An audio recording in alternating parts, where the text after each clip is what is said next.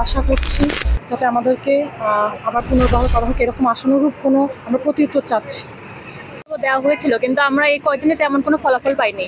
কর্মসূচি বন্ধ করেছিলাম, কিন্তু আপনারা জেনে থাকবেন যে আমাদেরকে এখন পর্যন্ত কোনো কিছুই জানানো হয়নি। আমরা কোনো কাজও দেখি না যেটা আমাদের পক্ষে হয়েছে, এমন কোনো কাজও দেখি নাই, ফলাফলও পাই নাই, এজন্য আমরা আবার আসি। আমাদেরকে হচ্ছে ক্লাসে বিশৃঙ্খলা, মাঠে বিশৃঙ্খলা, ক্লাসে হইচই, এইসবের কারণ দেখানো হয়েছে একাডেমি থেকে।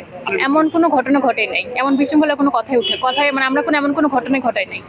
এখন তো এটা আমরা তো বলতে পারি না, আমরা তো নিজেও জানি যে আমাদের কেন চাকরিচ্যুত করা হয়েছে। আমরা তো এই কারণটা জানার জন্য এখানে আসি যে আপনি আমাকে বলেন যে কেন আমাদের, কেন দোষ কোথায়। আমরা জানিও না যে আমাদের কেন চাকরিচ্যুত করা হয়েছে। আমাদেরকে যে কারণটা দেখা হয়েছে বিশৃঙ্খলা করে, আমরা সেটাই জানি, এছাড়া কোনো কারণ আমরা জানি না। এমন কোনো ঘটনা ঘটেনি। আমরা সবাই ঠিক মতো নাস্তা খেয়ে সঠিক সময়ের মধ্যে প্যারেডে অংশগ্রহণ করেছি। আমরা সবার প্রত্যেকটা ব্যাচমেটই। আমরা জানি না ভিতরে আসলে কোনো ডিসিশন হয়েছে কিনা, আদৌ কোনো ডিসিশন হবে কিনা, কোনো কিছুই জানি না। আমাদেরকে কোনো কিছুই জানানো হয় না।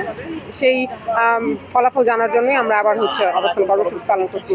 আমাদের প্রথমত বলা হয়েছিল যে আমরা শৃঙ্খলা ভঙ্গের দায়, এবং আপনারা জানেন যে আমাদের শৃঙ্খলা ভঙ্গ নাস্তা না খাওয়া এবং মাঠে না হাঁটা এবং ক্লাসে অমনোযোগী, এরকম কিছু ছোট ছোট বিষয়কে কেন্দ্র করে তারা আমাদের শোকজ করে প্রথম ধাপে, এবং শোকজ করার পরে আমরা যখন শোকজের রিপ্লাই দিই আমাদেরকে বলা হয় যে রিপ্লাই সন্তোষজনক নয়, এবং তারপরে আমাদেরকে ধাপে ধাপে 4টি ধাপে বের করা হয়েছে। না, আমরা আসলেই করিনি। আপনাদের সাথে কি এমন শত্রুতা আছে তাদের, যার কারণে? দেখুন, আমরা শত্রুতা এটা বলবো না, আমরা জানি না যে আমরা কেন এত বৈষম্যের শিকার, আমরা নিজেরাও জানি না, আমরা জানতে এসেছি।